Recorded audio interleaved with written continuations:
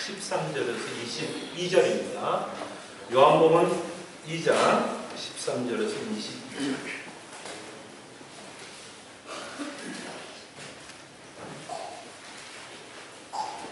하나님의 말씀이 이러합니다.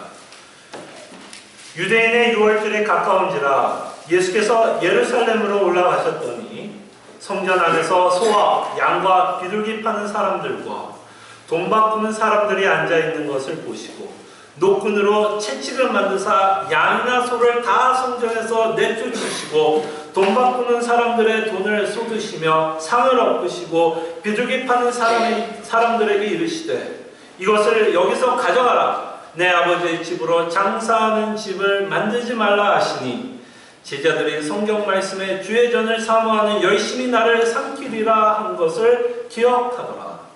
이에 유대인들이 대답하여 예수께 말하기를 내가 이런 일을 행하니 무슨 표적을 우리에게 보이겠느냐. 예수께서 대답하여 이르시되 너희가 이 성전을 헐라 내가 4월 동안에 일으키리라. 유대인들이 이르되 이 성전은 46년 동안에 지었거늘 내가 3일 동안에 일으키겠느냐 하더라. 그러나 예수는 성전된 자기 육체를 가리켜 말씀하신 것이라.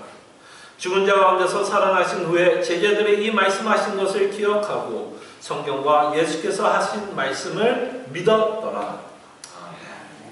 잘 돼서 오늘 본문은 또 여러분들이 굉장히 잘 아는 본문이라고 생각이 듭니다. 지난주 우리가 가나안의 혼인잔치도 여러분들이 굉장히 잘 아는 내용처럼 오늘도 여러분들이 굉장히 잘 아는 내용을 여러분과 함께 살펴보려고 합니다. 본문은 예수님께서 지금 성전을 정화하고 있는 내용을 기록하고 있습니다. 완전히 대청소로 하고 있고 청소로 하고 있고 엎고 있는 예수님의 어떤 진노를 저희들이 보게 됩니다. 자, 이렇게 성전을 정화한 후에 청소를 한 후에 다시 거룩한 번제와 속죄제를 드리게 하기 위해서 과연 지금 예수님이 성전을 정화하고 있을까요? 다시 한번 왜 예수님이 이렇게 성전을 정화하고 있는 의미를 좀 생각해 봤으면 좋겠습니다. 예수님이 마치 이런 생각을 하고 있나요? 내가 이렇게 더러워진 제사 제도를 정화했으니 너희들이 이제 다시 거룩한 제사를 드려라. 이런 의도를 가지고 지금 성전을 청소하고 있느냐라는 것입니까? 자, 그럴 때 우리가 다시 한번 이 요한복음의 내용을 살펴보면서 좀 생각해 봐야 될 건 이것이 표적이라는 것이 굉장히 중요해요. 표적. 지난주에도 저희가 가나안의 혼인잔치를 생각하면서 표적에 대해서 생각한 것처럼 우리는 단지 이 사건만 바라보는 것이 아니라 과연 이 사건 뒤에 과연 예수님이 이렇게 성전을 정화하고 있다면 과연 이 사건 뒤에 예수 그리스도께서 우리에게 전하고 있는 메시지가 있다는 것을 좀 기억하시면서 저희들이 이 본문을 살펴봤으면 좋겠습니다. 표적이라는 것을 생각해 주세요. 자, 그럴 때 이 배경이 굉장히 중요합니다. 오늘 여러분과 살펴보고 있는 이 스토리의 배경은 언제예요? 유월절.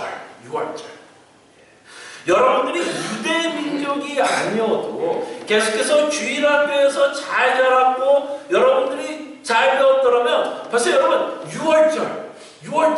유월절은 딱 생각나는 때가 언제예요? 유대인이 아니라도 이것이 출애굽기를 연상시키고 있는 단어이죠. 그죠? 6월절은 벌써 출애굽기. 그러면서 여러분들이 생각하는 내용이 뭐예요? 애굽에서 이스라엘을 해방시키기 위해서 하나님이 마지막 재앙을 애굽에게 행하는데 이스라엘 민족이 이 재앙을 피하기 위해서 하나님께서 허락한 것이 있는데 흠없는 숫양을 준비시키라고 그러죠. 흠없는 숫양을 준비시키고 그 숫양을 죽여서 피를 뭐 하는 거예요?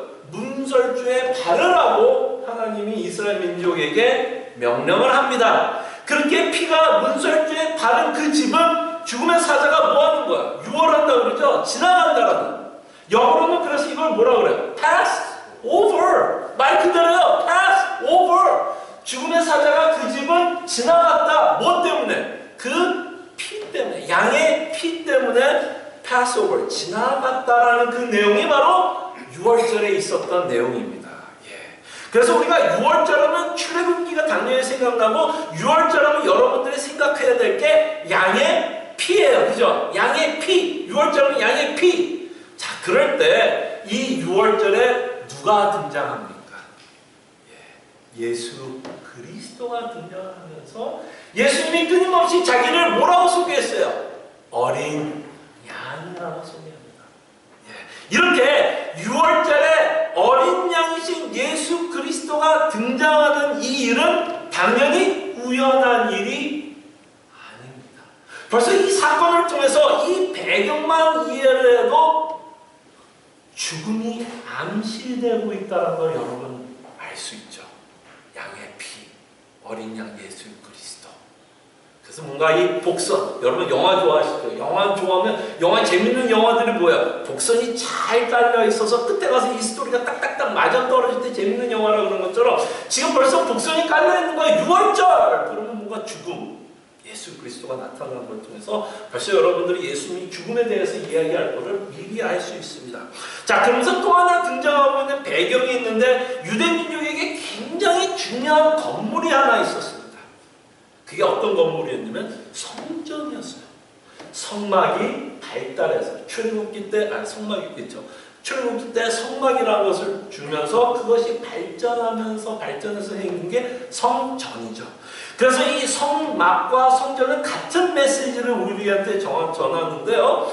하나님이 이스라엘 민족과 동거동락한다는 것을 상징하기 위해서 하나님이 성막을 허락했고 성전을 허락했습니다. 이 성막과 성전을 통해서 이스라엘 백성은 뭐야? 하나님이 나와 함께하고 있구나를 알게 된다는 거죠. 자, 그런데 이렇게 하나님이 하나님의 백성과 동거동락을 하기 위해서 반드시 어떤 문제가 해결이 돼야 되는데요. 죄 문제가 해결됐어야 돼요. 죄 문제가 해결이 되지 않고서는 하나님이 이스라엘 민족과 동거동락할 수가 없어요. 그래서 성전 안에서 행해지는 가장 중요한 제도가 하나 있는데 그것이 어떤 제도였냐면 제사 제도였어요. 제사 제도. 그래서 성전 안에서 이루어지는 가장 큰 제도 중에 하나가 제사 제도. 그래서 오늘 이 본문을 통해서 구약을 대표하는 이스라엘의 절기가 나오고 있고 이들에게 가장 중요한 건물 중에 하나인 성전이 나오고 있고 그 다음에 저희들이 살펴볼 제사 제도가 우리에게 보여주고 있으면서 어린 양이신 예수 그리스도께서 이 본문에 등장하고 있고 그 성전 안에 예수님이 들어가고 있고 그 성전을 덮으시면서 그죠? 뒤엎으면서 뭐라 그래요? 아버지의 집을 장사하는 소굴로 만들지 말라고 말씀하면서 굉장히 진노하고 있는 것을 보게 됩니다. 왜 아버지의 집이라고 그래요? 제가 말씀드린 것처럼 성막이 상징하는 거예요. 하나님 아버지가 계신 곳을 상징하죠. 이스라엘 민족과 동거동락하고 있는 하나님 아버지를 상징한다면 지금 예수님이 성막 안에 계신 그 아버지를 상징하는 의미로 아버지의 집! 그러면서 그 집을 장사하는 소굴로 만들지 말라. 그래서 뭐 했다는 거예요? 이 제사, 제도를 관장했던 제사장들이 자신의 배를 채우기 위해서 지금 장사를 하고 있다는 것이죠. 유대민족은 이 비즈니스 마인드가 엄청난가 봐요. 이 비즈니스 마인드가 엄청나는지를 저희들이 조금 생각해 볼게요. 문헌을 보면 이들이 어떻게 장사를 했냐면요. 자, 6월절을 매년 이 이스라엘 민족이 지켜야 되는데 6월절에 매년 지키기 위해서 뭘 하냐면 예루살렘으로 모여야 돼요. 그죠? 그러면서 민족 대이동이 벌어지는 때가 6월절에 마치 우리나라로 얘기하면 구정. 여러분 구정 보면 막 그냥 경부선 뭐 주고 완전히 꽉 막혀 있잖아요. 민족 대이동이 일어나는 것처럼 이 6월절에도 민족 대이동이 일어나요. 어디로 모여들어요? 예루살렘. 한 100만 명 이상이 모여든다고 합니다. 그때 100만 명 이상이 그곳에 모여요. 그러면 뭐 해야 되냐면 6월절에 모이기 때문에 뭐를 또 들고 와야 돼요? 자기가 제사 드릴 수 있는 동물을 데리고 와야 돼요. 근데 다행인 게 뭐 어떤 게 다행일까요? 예루살렘 근처에 살면 자기가 갖고 있는 양이나 동물들을 쉽게 가지고 올 수 있겠죠. 근데 문제는 뭐예요? 예루살렘에서 멀리 떨어져 사는 유대민족도 있을 거 아니에요. 그러면 그 동물들을 자기가 제사를 드려야 하는 동물을 갖고 오는 게 쉬울까요? 어려울까요? 어렵게 돼요. 그래서 하나님이 뭘 배려했냐면 이렇게 멀리 오는 자들을 위해서 성전에서 그 제사 동물을 구할 수 있도록 제도를 하나 줍니다. 그 제도를 제사장들은 뭐 했을까요? 옳거니 잘 됐다. 이걸 가지고 장사하자. 그래서 뭐 풍리로 많은 돈을 지불하게끔 해서 양을 팔았다라는 이야기도 있고요. 또 하나 이들이 갖고 있는 장사 술수가 뭐였냐면, 자, 6월절하면 여러분 기억하다시피 출애굽기 때 어떻게 했냐면 순놈으로 흠이 없는 양을 바치라고 했죠. 그러면 이 제사장들이 돈을 어떻게 하면 벌 수 있을까요? 뭘 트집다 보면 돼요? 이들이 혹시 제사 동물을 갖고 왔어도 뭘 트집다 보면 돼요? 야, 이거 흠 있는 동물이야. 뭐 할 수 없다 그래요? 제사 드릴 수 없어. 그러면서 뭐를 권장했을까요? 우리가 갖고 있는 양을 사서 바쳐라. 예, 그렇게 해서 이 제사장들은 이 유대 민족을 향해서 돈을 갈취하는 모습을 저희들이 지금 보고 있습니다. 결국은 이 제사장들은 자신의 배를 채우는데 이 제사 제도를 사용하고 있는 내용이 바로 우리가 살펴보고 있는 이 예수님이 왜 성전을 정화하고 있는 내용을 보게 됩니다. 그래서 예수님이 들어와서 아버지의 집을 장사하는 소굴로 만들지 말라고 그러면서 다 엎어버립니다. 자, 그러면서 우리는 여기서 심각한 내용을 하나 보게 되는데요. 자, 그럴 때 이 이스라엘 민족의 심각한 영적인 상태를 저희들이 보게 됩니다. 얼마나 이 제사 제도를 관장했던 제사장이나 그것을 맡았던 자들이 얼마나 타락되어 있는가를 여러분들이 보게 되죠. 하나님이 왜 제사 제도를 줬어요? 자신들 장사하고 돈 벌라라고 지금 제사 제도 준 거 아니잖아요. 하나님이 이들에게 제사 제도를 준 거는 이스라엘 민족과 함께 동고동락을 하기 위해서 이들의 죄를 해결하는 수단으로 하나님이 이들에게 제사 제도를 주고 있습니다. 정말 하나님이 은혜로 제사 제도를 주고 있고, 이 제사를 통해서 내가 너와 함께 할 수 있는 방법을 마련하기 위해서 이 제사 제도를 주고 있는데, 이 이스라엘 민족의 제사장들은 이것을 통해서 뭐를 하려고 그러는 거예요? 돈을 벌고 장사를 해서 자신의 배를 채우고 있다는 것이죠. 자, 이렇게 장사를 해서 제사 제도를 악용하고 있는 모습을 보면서 우리들은 이들의 영적인 상태가 어땠을까라고 생각해 볼 수 있을까요? 이들은 정말 죄의 문제를 심각하게 생각하고 있는 모습일까요?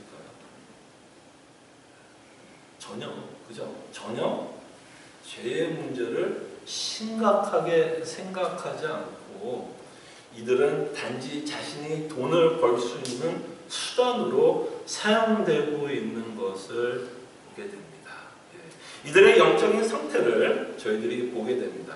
근데 우리는 이 사건을 보면서 굉장히 놀라는 것은 저때나 이때나 인간은 별로 변하지 않고 있는 것을 보게 됩니다. 인간들은 하나님을 이용해서 자신의 속을 채우려고 하는 모습들을 저희들이 계속해서 보고 있습니다. 제사장들이 타락했다라고 하지만 지금의 교회의 모습들도 저희들이 보면서 별로 다르지 않다라는 것을 보게 됩니다. 자신의 유익을 위해서 하나님을 이용하고 있는 많은 교회들을 저희들이 보면서 굉장히 안타깝게 생각을 하고 비판하는 소리가 굉장히 높습니다. 하나님이 이용하는 많은 교회들이 저희들이 보고 있죠. 근데 한 가지 저희가 조금 더 적용하고 싶은 건, 우리가 지금의 교회를 보면서 교회가 타락되어 있고 하나님이 이용하고 있는 모습을 보고 있지만 이것이 단지 교회만 문제일까요? 어떠세요, 여러분? 교회만 문제일까요? 우리들은 어때요, 여러분? 우리들의 모습은 어떤가요? 우리도 때로는 우리의 유익을 위해서 하나님을 믿고 있지 않는지 저희들이 한 번은 생각해 볼 필요가 있다라고 생각이 듭니다. 우리는 어떤지. 어떤 목사님이 이런 말씀을 했죠. 제가 2주 전에 한번 인용했던 것 같은데요. 종교인들은 예수님을 이용하고 참 믿는 자들은 예수님의 아름다움을 본다라고 말씀을 드렸던 기억이 있습니다.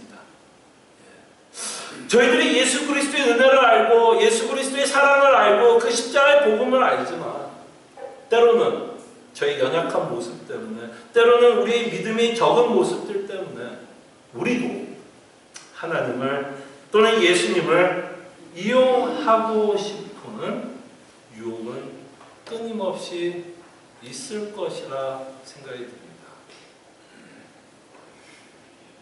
그래서 다시 한번 이런 이스라엘의 영적인 상태를 보면서 우리의 자신도 한번 다시 살펴보았으면 합니다.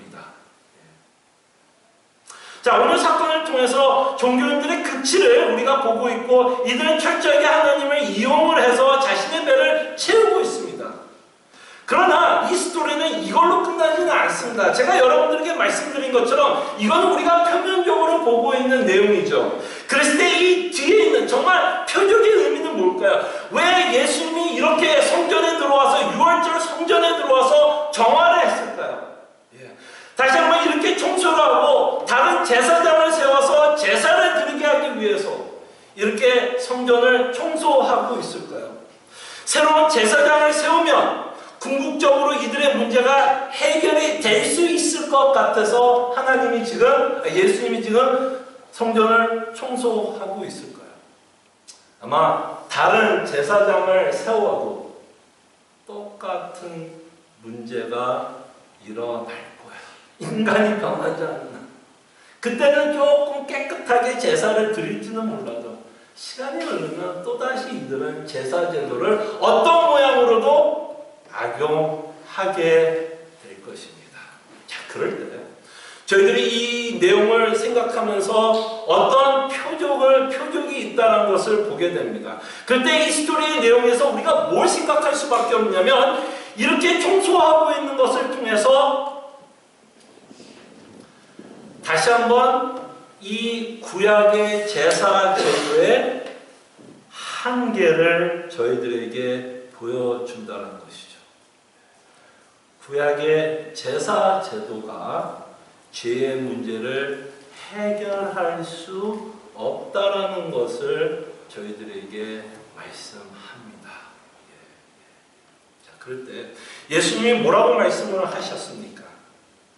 자신이 성전이 되었다라고 말씀하죠. 예수님이 자신이 성전이 되어 성전이 허물어질 거라고 말씀을 합니다. 자신이 성전이 되어 너희들에 의해서 허물어질 것이라고 말씀합니다. 이렇게 너희들에 의해서 성전이 허물어질 거라고 말씀하시면서 무엇을 암시하게 되냐면 예수님이 죽을 것을 암시하시죠.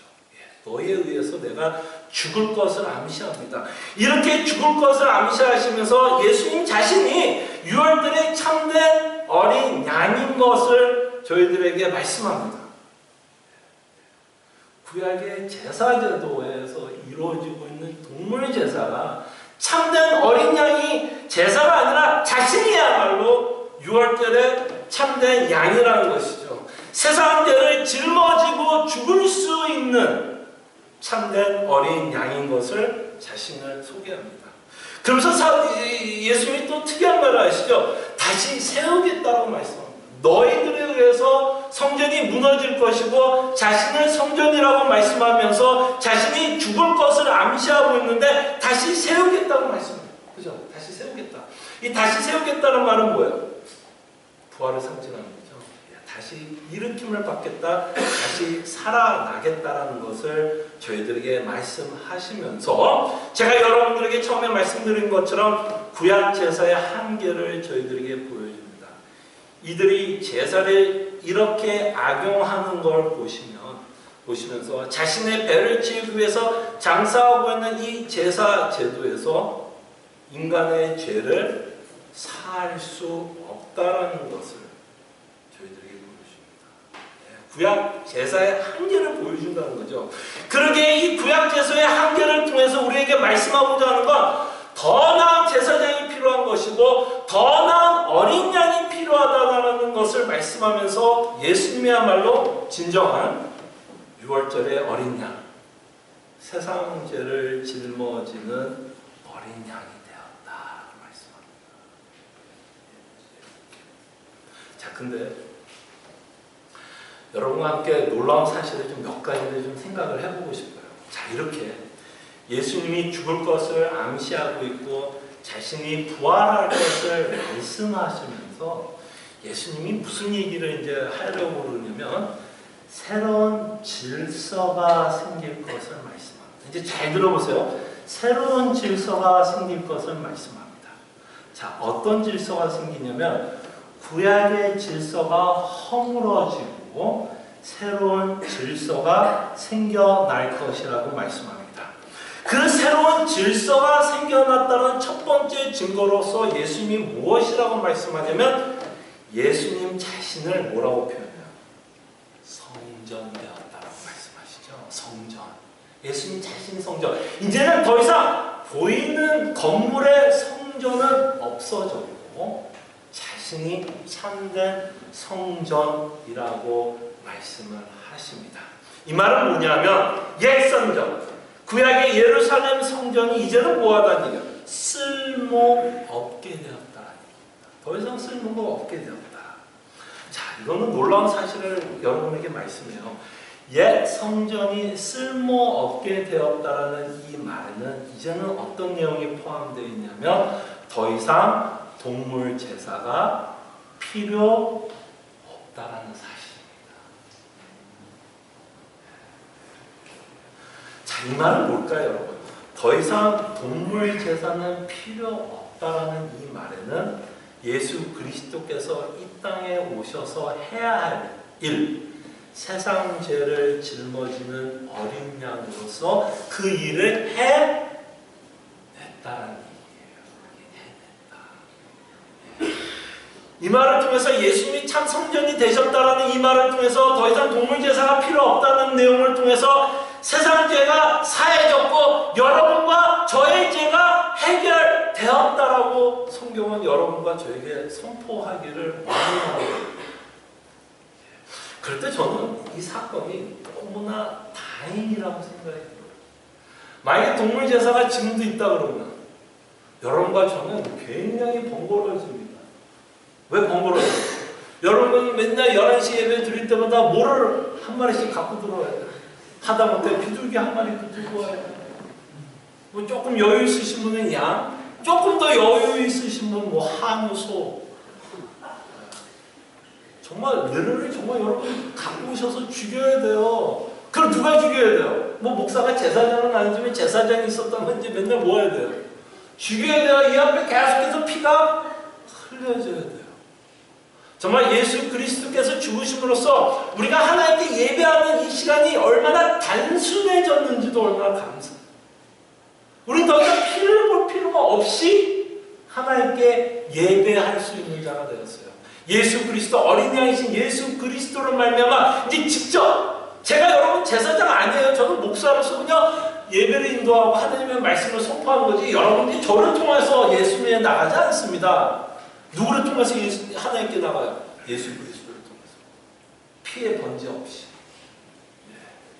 성전이 없어졌다는 의미는 더 이상 이 교회도 성전이 아니에요. 그냥 교회일 뿐이고 건물일 뿐이고 여기서 우리가 함께 뭐 하는 거예요? 예배하는 곳일 뿐입니다. 엄청난 변화가 있게 되었다는 것을 저희들이 보게 돼요. 자, 그러면서 우리가 놀라운 사실들을 계속해서 발견하게 되는데요. 단지 예수 그리스도만 성전이 되신 게 아니라 이 새로운 질서 그리스도가 부활하심으로써 우리에게 일어나는 또 다른 엄청난 변화는 예수님만의 성전이 아니라 여러분과 저도 성경은 뭐라고 말씀하는지 아세요? 성전이라고 말씀해요. 아까 말씀했죠. 이 건물이 성전이 아니라 여러분과 제가 성전이 되었다고 말씀합니다. 왜 성전이 되었을까요?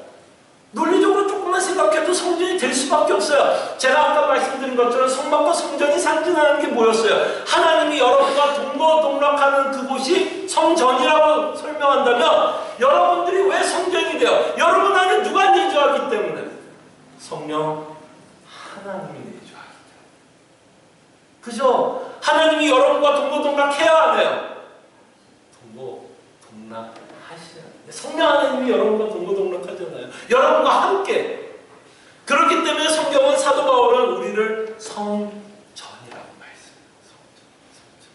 여러분 자신 저희가 예수 그리스도를 믿는다 했을 때, 그 믿는다라 했을 때 바로 성령 하나님의 역사하심이 있기 때문에 우리가 예수 그리스도를 믿고 있다면, 성령 하나님이 우리 안에 있다면 우리가 성전된 것은 너무나 당연합니다. 여러분과 제가 거룩한 성전이 되었다는 거예요.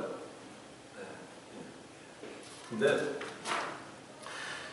여러분과 제가 성전이 되면 마지막으로 생각해보고 싶은 건, 여러분과 저에게는 엄청난 영광이 있습니다. 여러분과 저에게는 엄청난 영광이 있어요. 다시 한번 믿음의 눈으로 하나님의 나라를 함께 보았으면 합니다. 요한계시록 볼게요. 자, 주보를 참고해 주세요. 요한복음이 아니라 요한계시록 21장 22절을 볼게요. 자, 요한계시록 21장 22절에 보면 지금 하나님께서 사도 요한에게 환상을 보여줘요. 이미지를 보여줘요. 이미지로 뭘 보여주냐면 하나님의 나라, 천국의 모습이 어떠할지를 저희들에게 보여주면서 22절에 보니까 뭐라고 말씀하냐면, 성 안에서 내가 뭘 못 본다고 그래요? 성전을 보지 못하였으니. 당연히 성전이 건물은 없죠. 누가 성전이기 때문에? 예수 그리스도가 성전입니다. 그래서 사도 요한은 뭘 봐요? 성 안에 내가 성전을 보지 못하였으니 이는 주 하나님 곧 전능하신 이와 및 어린 양 그 성전이십니다. 그래서 요한은 뭘 보고 있어요? 성전 대신 참 성전이신 예수 그리스도를 보게 됩니다. 자, 그러면서 제가 이제 19절을 읽어드릴게요. 19절을 읽어보시면, 물론 건물적인 의미에서 성전이 없다라고 요한계시록 통해서도 말씀하고 있지만, 우리가 어떤 이미지를 그릴 수 있도록 건물을 가지고 다시 한번 설명하고 있는 구절이 19절부터예요. 자, 한번 보세요. 19절. 그 성의 성곽의 기초석을 각색 보석으로 꾸몄는데, 첫째 기초석은 벽옥이요, 둘째는 남보석이요, 셋째는 옥수요, 넷째는 녹보석이요, 다섯째는 홍만호요, 여섯째는 홍보석이요, 일곱째는 황옥이요, 여덟째는 노곡이요, 아홉째는 담황옥이요, 열째는 비치옥이요, 열한째는 청옥이요, 열두째는 자수정이라. 그 12문은 12진주니 각 문마다 한 개의 진주로 되어 있고, 성의 길은 맑은 유리 같은 정금이더라. 성 안에서 내가 성전을 보지 못하였으니 이는 주 하나님 곧 전능하신 이와 및 어린 양이 그 성전이시니라. 그 성은 해나 달의 비침이 쓸데없으니 이는 하나님의 영광이 비치고 어린 양이 그 등불이 되시니라. 그래서 다시 한번 어떤 건물을 보여줘요. 어떤 성을 보여주면서 이 성곽의 모습을 우리에게 보여줍니다. 이 성곽의 모습을 보여주면서 하나님이 뭘 보여주시려고 하면 천국이 어떠할 것을 우리에게 보여줘요. 근데 이 천국이 어떠할 것을 설명하는 과정에서 요한이 보고 있는 이미지는 어떤 모습을 보게 되냐면 보석들이 나타나고 있는 것을 보게 됩니다. 보석. 그래서 이 요한계시록 통해서 우리에게 말씀하고 싶은 건, 우리가 앞으로 살 천국이 얼마나 현란하고 멋있고 아름다울 것을 말씀해요. 그런데 어떤 목사는 이 천국에 갔다 와서 이런 멋진 보석으로 뒤엎인 천국을 보았다라고 말씀을 합니다. 그 천국이 지금 문자적으로, 여러분 잘 이해하세요. 이 문자적으로 하나님이 보여주고 있는 천국이, 보석이 문자적으로 여러분 좋아하는 보석이 뭐가 있을까요? 여기 나와 있는 이런 보석들은 좀 마음에 안 들죠? 그러면 이건 우리식으로 얘기하면 다이아몬드, 금, 에메랄드, 또 뭐가 있을까요? 제가 알고 있는 보석은 그 정도? 하여간 진짜 여러분들이 생각할 수 있는 정말 현란하고 가장 아름다운 보석으로 지금 깔려있다고 생각을 하세요. 지금 하나님이 이렇게 보석으로 깔려있다는 것을 말씀하시면서 문자적으로 이 천국이 이렇게 보석으로 깔려있다고 말하고 싶은 게 아니라, 우리가 천국에 한 번도 가보지를 않았기 때문에 천국이 얼마나 아름답고 현란하고 찬란하고 영광스러울지를 이해시키는 시키기 위해서 사용한 단어들이 이 보석들이라는 얘기예요. 여러분, 천국에 보석이 있으면 여러분 뭐 할 거예요? 뭐 할 거예요? 다이아몬드 그거 파가지고 만들어서 어디다 팔 거예요? 뭐 5밀리언짜리 다이아몬드가 있다고 하더라고요. 그거 천국 가서 뭐 할 거예요? 돈으로 만들어서 뭐 집 큰 집 만들어서 살 거예요 또? 뭐 아니면 이 다이아몬드 반지 갖고 자랑할 거예요 누구한테? 나 이런 다이아몬드 의미가 없어요. 왜? 다 다이아몬드 끼고 있을 거니까. 그것도 의미가 없어요. 의미가 없는 거야. 그것이 보석이라는 건 의미가 없고, 지금 천국에서 뭐가 말하고 싶으냐면 너무 아름답고 멋있고 영광스럽다는 걸 보여주고 싶은 거예요. 자, 이렇게 천국이 이렇게 아름답고 영광스럽다면 누가 이렇게 아름답고 영광스럽고 찬란하다라고 말씀하고 싶은 거예요? 그 어린 양 예수 그리스도께서. 그죠? 성전이 없다 그러면서 요한계시록에서 보고 있는 게 누구예요? 어린 양을 보고 있잖아요. 그럼으로써 그 성곽이 그렇게 보석으로 휘어찬란하게 감싸는 것처럼 누구의 영광이 그렇게 아름답다라는 거예요? 예수님의 영광이 너무 아름답다라는 거예요. 그거 얘기하고 싶은 거예요. 근데 그 영광은 여기서 끝나지 않아요. 예수님만 영광스럽고 천국만이 영광스러운 게 아니라 그곳에 사는 모든 하나님의 백성들도 영광스럽고 아름답고 찬란할 거라는 얘기예요. 여러분, 오늘 여러분들이 보고 있는 이 요한계시록에 또 반복되고 있는 단어가 있어요. 보석이 계속해서 반복되지만 뭐가 또 반복되냐면 숫자가 반복돼요. 뭐 첫째 보석, 둘째 보석, 셋째 보석, 넷, 다섯, 여섯, 일곱, 여덟, 아홉. 그러면서 끝에 번호가 뭐였어요? 12이라는 숫자였어요. 12. 여러분, 이 12이라는 단어는 우연이 아닙니다. 여러분들이 12라면 우연으로 생각하면 안 돼요. 여러분, 아까 6월절 하면 생각나는 사건이 있었던 것처럼 여러분 벌써 12 하면 딱 생각나는 단어가 뭐예요? 이스라엘의 지파의 숫자예요. 피할 수 없어요. 그럼 지금 하나님이 요한에게 이 12이라는 숫자를 계속해서 반복을 하고 이게 보석이래요. 12보석, 12보석. 그러면 그 보석이 누구라는 얘기예요? 12지파. 그러면 유대민족을 뜻하는 걸까요? 우리가 1장에서 공부했잖아요. 혈육으로 태어난 자들이 예수님의 자녀가 아니라 예수 그리스도를 믿는 모든 자들, 그 12지파가 누구예요? 바로 예수님을 믿는 여러분과 저가, 여러분과 제가 이곳에 너무나 영광스럽게 변하고 있는 우리의 모습을 여러분들에게 보여주고 싶은 거예요. 근데 저는 이 본문을 준비하면서 너무 억울해요. 뭐가 억울하냐면 이 아름다움을 표현할 방법이 없는 거예요. 저도 어떻게 여러분들에게 설명하면 여러분들이 천국에 들어가는 모습이 영광스럽고 찬란하고 아름답다라고 하는 이 표현을 할 방법이 없어요. 제가 좀 어렸을 때 좀 소설책이나 좀 책들을 좀 많이 읽어서 좀 표현할 수 있는 좀 언어가 있었으면 좋겠어요. 여러분, 이 세상에서 가장 아름다운 게 뭐가 있을까요? 여러분들이 생각할 수 있는 아름다움이 뭐야? 와, 여러분들이 살다가 뭘 보면 야, 이거 참 아름답다라는 거 있잖아요. 뭐 제가 겨우 생각할 수 있는 건 자연. 여러분 혹시 자연 좋아하세요? 자연 나가면서 산 타는 거 좋아해서 하이킹, 뭐 캠핑. 그 캠핑에 나가서 아름다운 호수, 대자연, 그 찬란하고 영광스럽고 그 아름다운 자연, 꽃, 나무, 그것이 아름답다라고 여러분들이 생각이 든다면 그 아름다움 곱하기 한 1000배는 나세요. 그 아름다움이 1000배, 제가 표현할 수 있는 방법이 그거밖에 없어서 너무 억울하다라는 거예요. 그 아름다움이 1000배로 여러분들이 변할 거라고 말씀하는 거예요.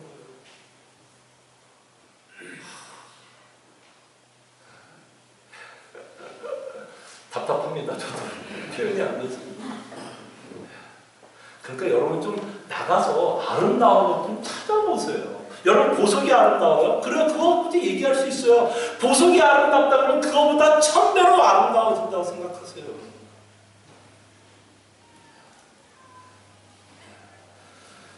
바로 그 아름다워질 것.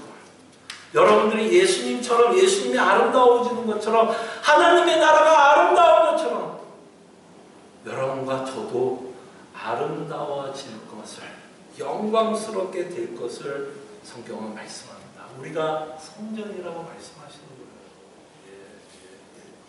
그래서 예수 그리스도께서 이렇게 성전을 정화하면서 제가 여러분들에게 말씀드린 것처럼 새로운 질서가 생겨났다라고 여러분들에게 말씀했습니다. 왜 새로운 질서일까요? 왜 새로운 질서라고 제가 여러분들에게 말씀하냐면 여러분 이 새로운 질서가 생겨나지 않았다면 여러분의 끝은 어딜 것 같아요? 여러분의 끝이 어디예요? 현란한 왕국이 아니에요. 현란한 천국이 아니에요. 그렇게 아름답게 변하지 않아요. 이 예수 그리스도의 어린 양으로 새 질서가 생기지 않으면 여러분과 저희 끝은 지옥이라고 천국을 말합니다. 그걸 보이시나요? 그거 보이세요? 그래서 지금 예수 그리스도께서 어린 양으로 이 땅에 오셔서 성전을 정화하면서 우리에게 말씀합니다. 그가 죽고 부활하면서 새로운 질서를 우리에게 허락하겠다. 그래서 우리의 종착역도 바꿔주겠다. 지옥이 아닌 하나님의 심판이 아닌 예수 그리스도가 현란하고 찬란하고 아름답게 변한 것처럼 우리도 예수 그리스도와 함께 찬란하고 화려한 그 아름답게 될 것을 말씀합니다. 그래서 요한계시록은 우리에게 참된 소망을 줘요. 참된 소망. 자, 그런데 어떤 목사님이 희망과 소망이라는 단어를 좀 차이로 주면서 이렇게 설명을 했어요, 여러분. 희망이라는 단어와 소망이라는 단어를 이렇게 차이로 주면서 설명하는데, 자, 희망이라는 단어를 이렇게 설명했더라고요. 희망은 될지 안 될지 하는 것을 막연히 기대하는 것을 희망이라고 표현했어요. 그러니까 우리가 이 땅에 살아가면서 모든 일들은 뭐야? 희망인 거죠. 여러분들이 계획했던 거 이루어지길 바라는 건 사실 희망이에요. 왜? 그 계획했던 일이 될지 안 될지는 누구도 몰라요. 많이 될 것이라고 여러분들이 생각한다면 불안하고 초조하고 그렇게 살지 않겠죠. 안 될 거를 알기 때문에 불안하고 초조하다면 우리는 이 땅에 살아가는 모든 일들이 사실은 희망이에요. 희망 사항들이라고 얘기해요. 그럼 소망은 뭘까요, 여러분? 소망. 성경에서 말하는 소망. 소망은 뭘까요? 소망은 확실하게 이루어질 것을 기대하는 것을 소망이라고 표현했어요. 성경에서 말하는 소망은 이건 것 같아요. 너무 확실하다는 거예요. 지금 요한계시록을 통해서 우리에게 말씀하고 싶은 우리가 이렇게 될 거라는 거예요. 이렇게 될 거라는 거예요. 그래서 소망하라는 거예요. 근데 한 가지 캐치가 있어요. 여러분 혹시 그 계약서를 쓰다 보면 계약서 보면 이렇게 좋은 내용만 큼지막하게 쓰잖아요. 그러면 작은 글들 있죠. 작은 글들 뭔가 캐치죠. 어떤 조건들. 이런 조건들을 만족시키게 되면 되게 작게 써. 근데 우리가 신앙생활을 하다 보면 이 계약서에서 나오는 것처럼 캐치가 있어요. 약간의 조건이 있어요. 왜냐하면 제가 여러분들에게 말씀드린 것처럼 우리가 소망을 갖고 산다고 얘기할 땐 이건 언제예요? 미래야 사실. 미래일이에요. 미래일. 그래서 사도는 미래일이 이렇게도 벌어질 것을 얘기하면서 로마서 8장 17절 18절에 보면 자 주보를 한번 보세요. 자 17, 18 자녀이면 또한 상속자 곧 하나님의 상속자요 그리스도와 함께한 상속자니 우리가 그와 함께 영광을 받기 위하여 그 영광은 뭐예요? 아까 우리가 봤던 요한계시록에 나왔던 그 영광을 생각해 주세요. 그 영광을 받기 위해서 요거는 좀 지우고 싶죠? 다음 단어 화이트가 있으면 이렇게 씩 긋고 싶죠. 없는 단어가 되기를 바랍니다. 뭐라고 얘기해요? 영광을 받기 위하여 고난도 함께 받아야 할 것이니라. 옵션이 아니다라고 얘기합니다. 옵션이 아니에요. 생각건데 현재의 고난은 장차 우리에게 나타날 영광과 비교할 수 없도다. 캐치가 뭐예요? 캐치가 뭐예요? 이 땅에서 그렇게 만만하게 살지만은 않을 거라는 거예요. 여기 계신 분들 정도면 제가 감히 말할 수 있을 것 같아요. 어땠어요, 여러분 인생? 만만하지 않죠? 신앙생활은 또 어때요? 신앙생활도 만만하지 않죠? 교회 생활은 어때요? 교회 생활도 만만하지 않아요. 가족 생활은 어때요? 가족 생활도 만만하지 않아요. 돈 버는 거요. 돈 버는 것도 만만하지 않아요. 계획 세우는 거, 그것도 만만하지 않아요. 자녀 키우는 거, 만만하지 않아요. 만만하지 않는 게 투성이에요, 우리 인생 가운데. 그 가운데 하나님이 우리한테 말씀합니다. 그 영광을 바라보라는 거예요. 그 영광을 바라보라는 거예요. 자, 그럴 때 여러분들도 저도 이만큼 살아왔으면 하나님이 우리의 모든 문제를 해결하지 않는다는 것도 알죠. 해결해 주시는 것도 있어요. 기도로 하는 걸 통해서 하나님께서 해결해 주시는 것도 있는데 다 해결은 하지 않더라고요. 그러면 이제 여러분과 저는 무슨 싸움이에요? 견디는 싸움이에요, 사실. 견디는 싸움. 해결되지 않는 문제들을 얼마나 잘 견딜 수 있는지 견디는 싸움이 되는 거예요. 그러면 그걸 견디기 위해서 어떻게 해야 될까요? 이 영광을 보셔야 돼요. 이 영광을 보셔야 돼요. 이 영광을 못 보면 어떻게 되냐면요, 우리 마음이 차가워져요. 성경에서 말씀하고 있는 이 영광이 안 보이면 우리 마음이 차가워집니다. 그렇기 때문에 우리에게 당한 고난을 견디기 위해서는 없애주시면 참 감사하겠지만 없애주지 않는다면 성경은 우리에게 제시하는 건 이 영광을 보라는 거야. 이 영광을 보라는 거야. 현재의 고난은 장차 우리에게 나타날 영광과 비교할 수 없도다. 제가 설교를 이렇게 마쳐서 참 죄송합니다. 이 땅은 쉼이 없어요. 그럼 여러분과 저는 어디서 쉴까요? 천국이에요. 이 땅에서 쉴 생각하지 마시고요. 고난 가운데 있을 때 천국을 바라보십시오. 그 천국이 정말 하나님이 주시는 그 복음이 정말 여러분에게 참된 위로와 기쁨이 되기를 진심으로 소원합니다. 함께 기도하죠. 하시고 정화하는 이 모습이 표적이라고 제가 말씀드렸습니다. 이 표적을 통해서 새로운 질서를 만들어내시는데요. 이 질서가 우리에게 참된 위로와 기쁨이 될 수 있도록 기도했으면 좋겠고요. 이 새 질서를 통해서 우리가 천국에 들어갈 것이며 정말 예수 그리스도의 영광인 것처럼 우리도 함께 영광스럽게 변할 것을 우리가 믿고 이 땅에서 소망하면서 살아갈 수 있도록 함께 기도했으면 합니다. 기도하죠. 주님, 다시 한번 성전 정화를 통해 표적을 바라보게 하여 주시옵소서.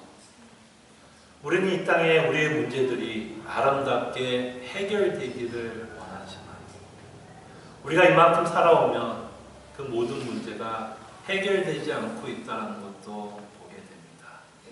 그러게 어쩌면 우리는 견디는 싸움을 해야 될지도 모르겠습니다. 주님, 우리가 견딜 수 있도록 천국의 아름다움을 매일매일 깨닫게 해주시고 예수 그리스도의 어린 양 되시는 그 복음이 우리 마음을 따뜻하게 해주시사 우리가 겪고 있는 많은 고난들 가운데 견딜 수 있도록 주님 도와주시고 그 견디는 힘으로 저희들이 최선을 다해 신앙생활 하게 하여 주시옵소서. 감사하고 살아계신 예수 그리스도의 이름으로 기도합니다. 함께